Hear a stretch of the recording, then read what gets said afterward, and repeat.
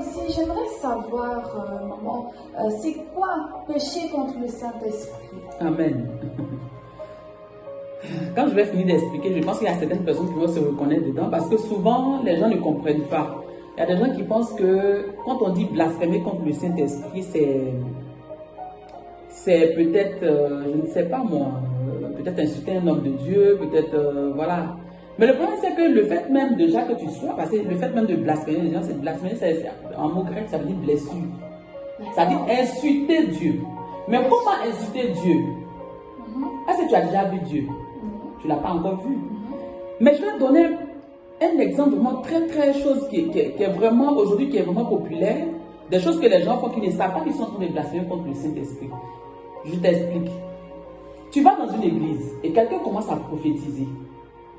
Quelqu'un commence à prophétiser, tu dis, oh, mais lui là, je sais que c'est un menteur. Je sais qu'il est en train de mentir. C'est pas Dieu, il est en train de mentir. Et si c'est effectivement le Saint-Esprit qui prophétise, qui est en train de parler, c'est qui a traité de menteur? Le Saint-Esprit. Donc tu as fait quoi? Tu as insulté Dieu. D'accord. Donc aujourd'hui, beaucoup de personnes le font, malheureusement. Beaucoup de personnes.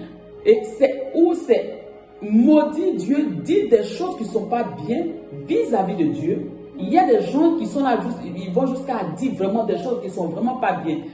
Et généralement, quand vous êtes sur les réseaux sociaux, vous voyez des personnes qui font ça, qui se montrent publiquement que Dieu n'est rien. Alléluia, ces personnes ne durent pas. Généralement. Voilà. Aujourd'hui, il y a beaucoup de personnes qui blasphèment sans savoir qu'ils sont en train de blasphémer contre le Saint-Esprit. Parce qu'en fait, cette question, elle est vraiment importante. Sans savoir qu'on est en train de blasphémer contre le Saint-Esprit. Parce que lorsque... Il faut vraiment... C'est pourquoi Dieu nous dit d'avoir le discernement. Amen. Il faut vraiment faire très attention. Parce que lorsqu'une personne est en train... C'est l'Esprit de Dieu qui parle. Et lorsque l'Esprit de Dieu est en train de parler et que automatiquement tu dis, oh mais... Ça là, je sais que dans lui là, c'est un menteur. Mais lui là, il ment. Pourtant, en réalité, c'est l'Esprit de Dieu qui est en train de parler. D'accord.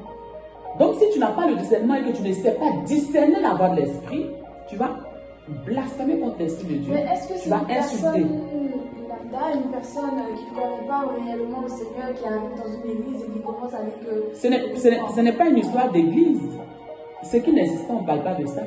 Mais je veux dire, une personne qui arrive à l'église, qui ne connaît pas le Seigneur, mais qui vient pour la première fois à l'église, et cette personne n'est pas réellement convertie, Dieu pardonne l'ignorant. Dieu pardonne l'ignorant. Mais je sais une chose, que lorsque tu blasphèmes contre le Saint-Esprit, tu n'es pas pardonné.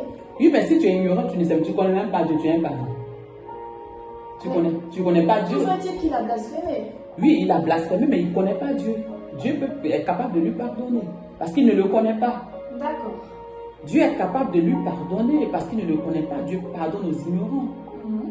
Tu ne sais pas.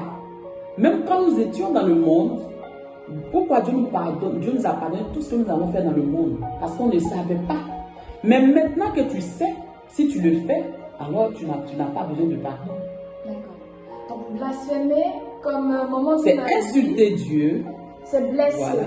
Blesser Dieu, Alléluia. Insulter Dieu, injurier Dieu. C'est pour cela que la femme de Job lui disait, maudit Dieu meurt. Est-ce que si Job maudissait Dieu, il allait mourir?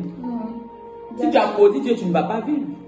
Bien sûr. Voilà. Donc bien aimé, peu importe ta colère, peu importe ta maladie. Fais très attention à ce que tu dis. Fais attention à ce qui sort de ta bouche. Parce qu'on ne sait jamais. On ne sait jamais. Alléluia. Amen, amen. Est-ce qu'on peut avoir d'autres exemples de blasphème? Comme je le dis, il y a des personnes qui se mettent là, par exemple, qui disent j'étais à l'église avant, j'étais chrétien, mais maintenant je suis plus chrétien parce que je sais que Dieu n'existe pas. Je sais que, voilà, il y a des hommes de Dieu qui font ceci parce que peut-être, avant d'être, le problème c'est qu'avant d'être un homme de Dieu, on est d'abord homme. On est d'abord homme. Donc l'homme de Dieu n'est pas Dieu. Bien sûr. Mais si tu regardes le caractère de l'homme, alors tu vas dire des choses qui vont te condamner toi-même. L'homme de Dieu s'est fâché contre les enfants d'Israël parce qu'ils étaient en train de murmurer. Mais qui a pris le coup? C'est lui. C'est lui qui a pris le coup. Tu vois, il n'avait pas besoin de se mettre en